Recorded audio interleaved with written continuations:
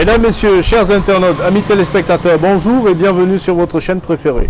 Aujourd'hui, dans le cadre de notre émission Entretien Vérité, spéciale Église et Vérité, nous allons aborder un thème assez important, celui des femmes pasteurs. On observe dans beaucoup de congrégations aujourd'hui des femmes qui se placent sur des pupitres, sur des autels, sur des lieux hauts pour prendre la parole en présence des hommes pour enseigner. Est-ce conforme à la parole de Dieu? Est-ce biblique? C'est ce que nous allons découvrir avec l'apôtre Antoine Baya dans le cadre de ce thème d'aujourd'hui. A tout de suite.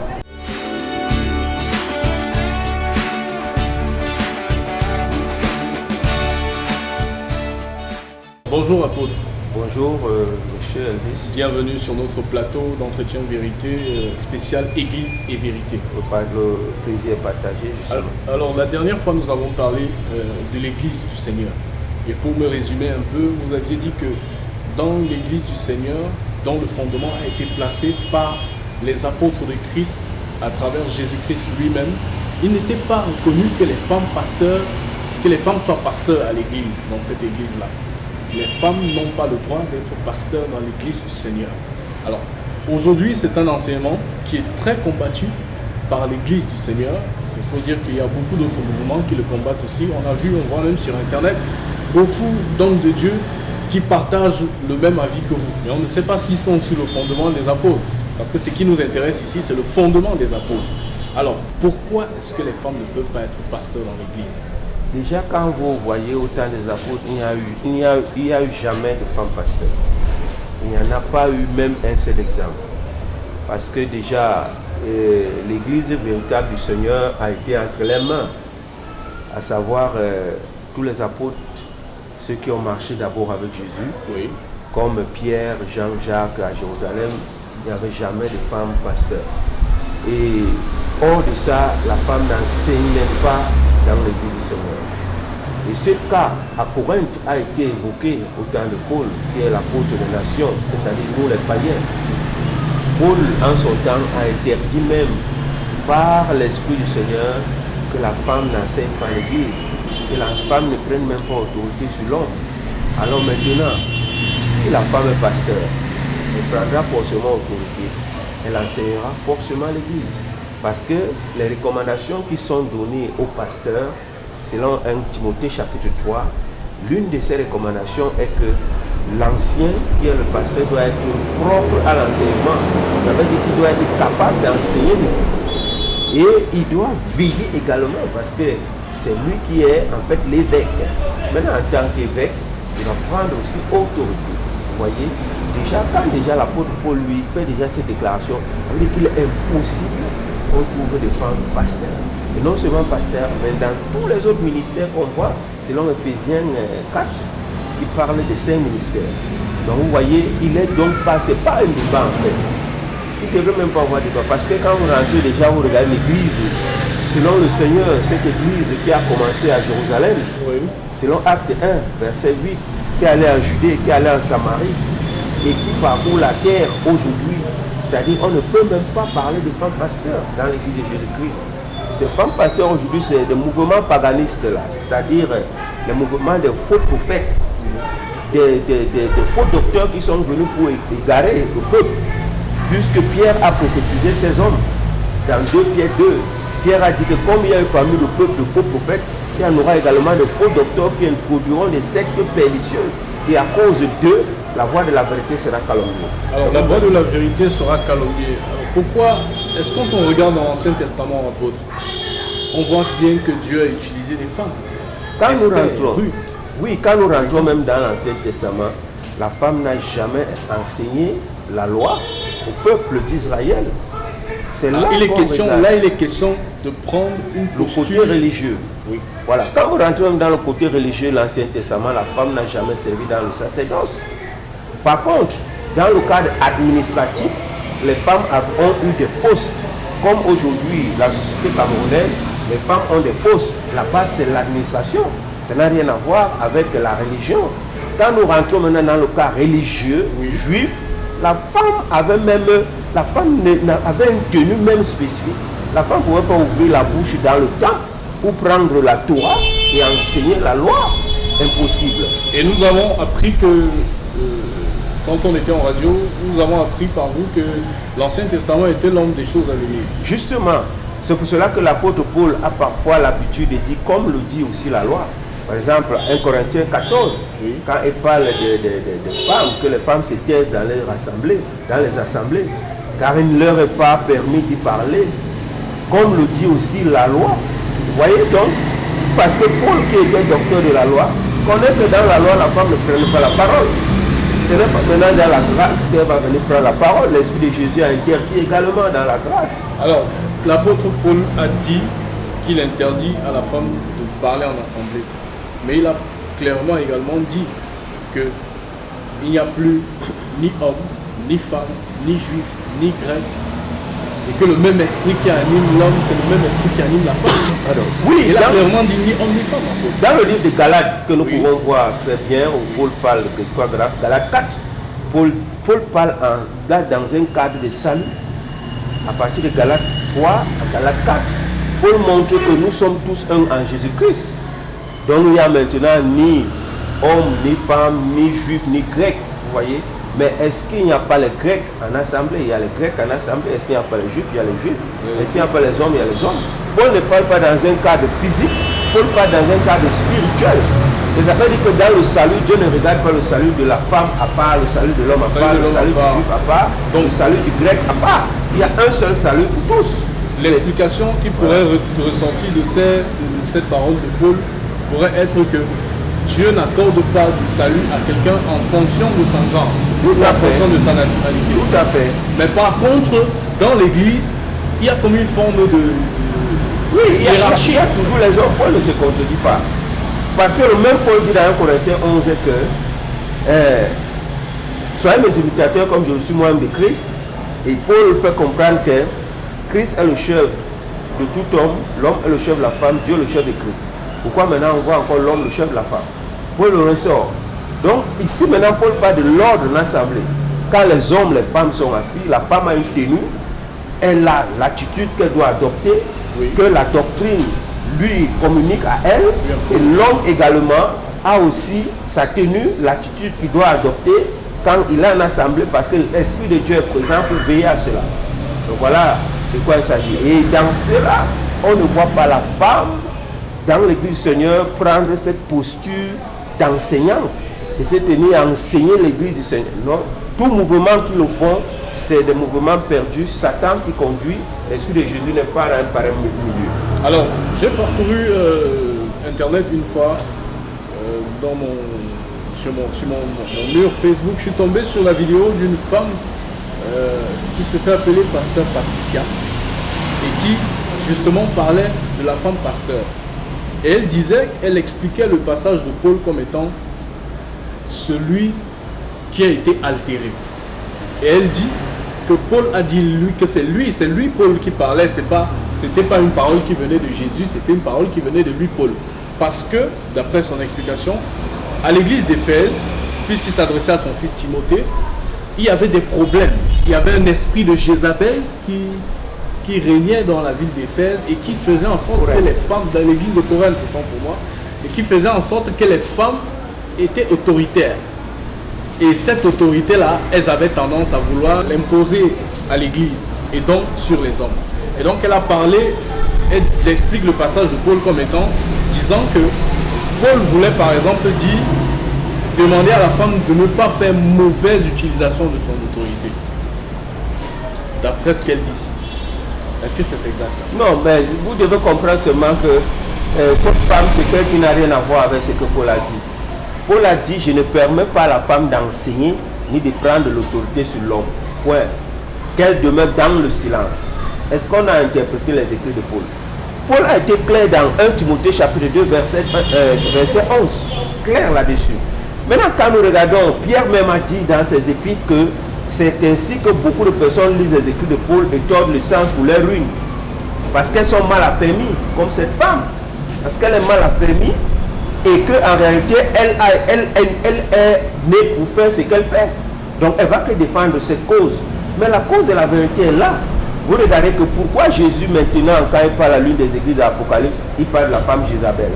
Parce que tu as laissé la femme Jézabel enseigner mes serviteurs et les conduire dans l'idolâtrie. Vous voyez que même au temps antique, quand la femme prenait le devant, voilà ce que ça donnait.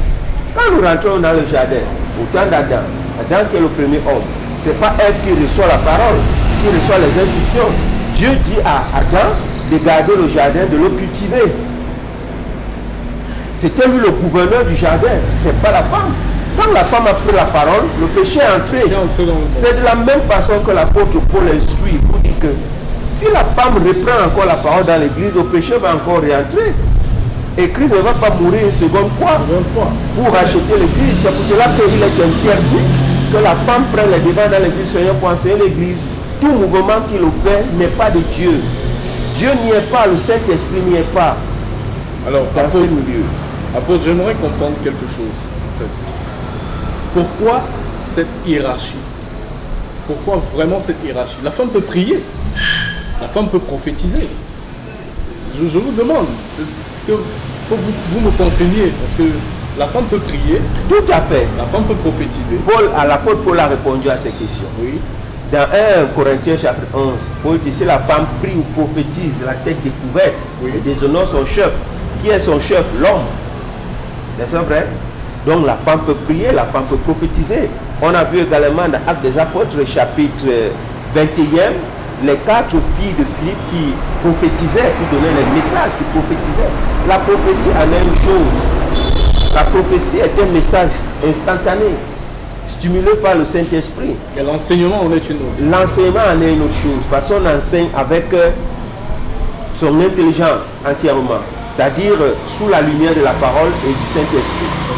On se tient et on enseigne le peuple. La prophétie en est une autre chose, c'est un message instantané qui vient de Dieu. La prière, on prie à Dieu. Donc la femme aussi est sauvée pour prier. La doctrine n'a jamais interdit la femme de prier. La doctrine n'a jamais interdit la femme de prophétiser. Nous pouvons parler au-delà de ce qui est écrit. Mais la doctrine a interdit la femme d'enseigner et de prendre de l'autorité sur l'homme. C'est-à-dire les devants, la doctrine l'interdit. Voilà ce que j'avais à dire. Je ne peux pas aller au-delà de ce que la doctrine dit. Alors, apôtre, vous avez dit quelque chose tout à l'heure concernant le jardin d'Éden. On a un peu pris le jardin comme étant l'église du Seigneur, parce que l'église est considérée comme étant le jardin de Dieu. Oui. Alors, dites-moi, apôtre, on observe que Dieu a confié les tâches à l'homme.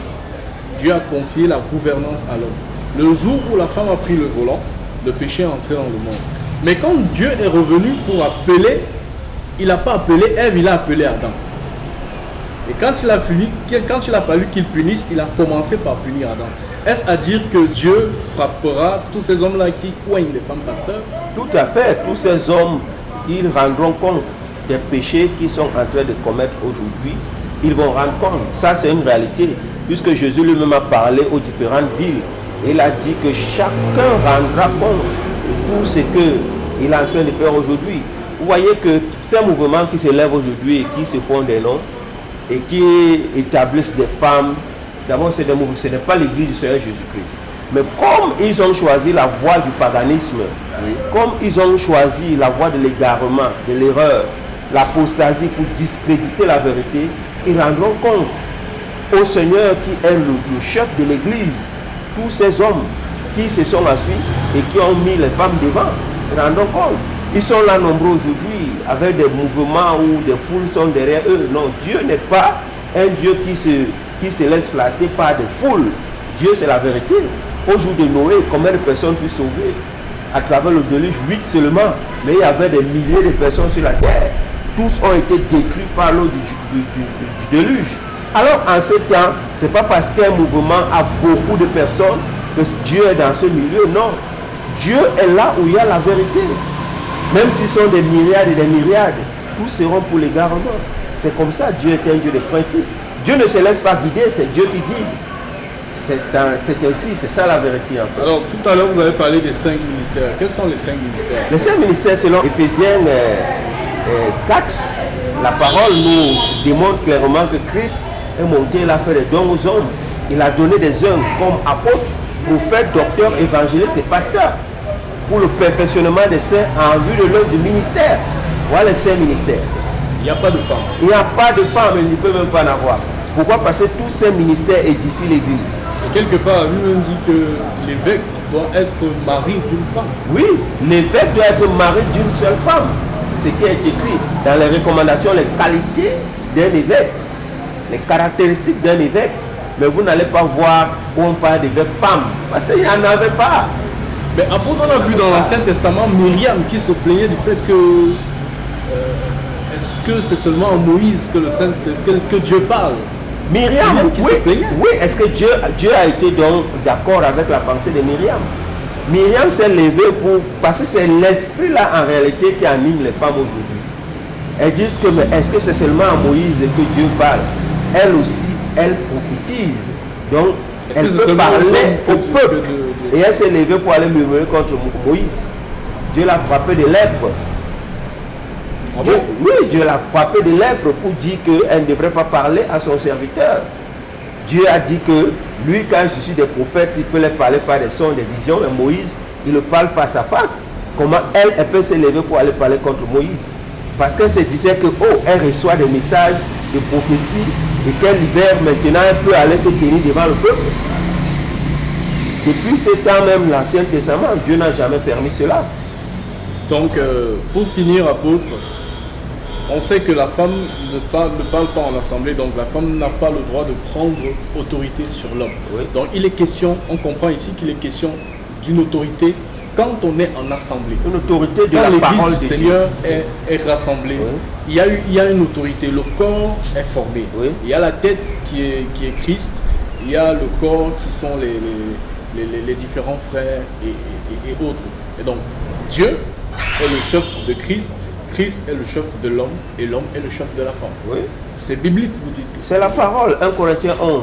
1 Corinthiens 11. Vous dit que c'est l'autorité concernant la parole. La femme ne peut pas prendre la parole de Dieu pour commencer à enseigner l'Église du Seigneur. Non, cela est interdit. Et cela est, je vous ai donné des exemples que c'est en référence même avec le commencement.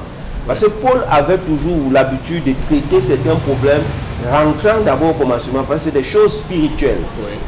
Que Dieu ne permet pas ça. Et les hommes ne comprennent pas pourquoi Dieu ne permet pas. Parce que ça va attaquer l'œuvre de Dieu depuis le commencement. Alors il y a un problème qui se passe aujourd'hui quand les enseignements sont prodigués. Il y en a qui font des remarques pour le moins bizarres, qui disent que Jésus, puisque Jésus n'avait pas parlé ouvertement, et que c'est les apôtres qui parlaient, précisément Paul, cette parole n'est pas crédible. Non, mais là, il commet... quelque part, on voit l'apôtre Paul qui dit que j'ai reçu tout le conseil de Dieu sans rien cacher. Oui, quand vous comprenez, tous ceux qui disaient ça sont des hommes avec leur intelligence humaine. Vous voyez, qui a mandaté les apôtres? C'est Jésus-Christ. Et Jésus, d'abord, a dit quoi aux apôtres? J'ai encore beaucoup de choses à vous dire, mais vous ne pouvez les porter maintenant. Quand le consolateur sera venu, l'esprit de vérité, il vous conduira dans toute la vérité. Qui conduisait les apôtres? C'est l'esprit de vérité du Saint-Esprit. C'est toujours Jésus qui se révèle aux apôtres, mais d'une façon spirituelle, pas physique comme il était, nazaréen. Parce qu'autant il était nazaréen, il y a beaucoup de choses qu'il ne pouvait pas les transmettre. Étant dans son corporel nazaréen, il ne pouvait pas les transmettre ces choses. Lui-même a dit, il dit, mais quand il reviendra sous forme de l'Esprit Saint, alors il va les enseigner toutes choses et il va les révéler même les choses à venir. Donc tout ce que les apôtres ont dit est sous la révélation du Saint-Esprit. Un homme qui va se lever pour critiquer cela, c'est parce qu'il n'est pas conduit lui par l'Esprit pour comprendre les apôtres, parce qu'il n'est même pas de l'Église du Seigneur. En semaine, nous avons reçu un coup de fil d'un pasteur d'une église, dont je préfère taire le nom, qui aimerait échanger avec vous. Est-ce que vous prendriez des débats en face à face? Je n'ai aucun problème, que ce soit à la télévision, que ce soit à la radio, que ce soit même dans leur milieu ou leur chapelle.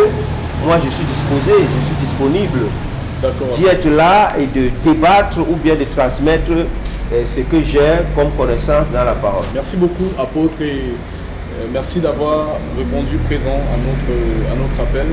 On se verra la semaine prochaine pour un autre thème et qui concernera cette fois-ci l'ultime onction. Vous avez entendu parler, l'ultime onction. Oui, tout à fait. Chers internautes, amis téléspectateurs, merci de nous avoir suivis. Restez toujours connectés sur notre chaîne. Abonnez-vous et activez les cloches de notification parce que c'est très important. À la semaine prochaine pour un autre thème. Merci.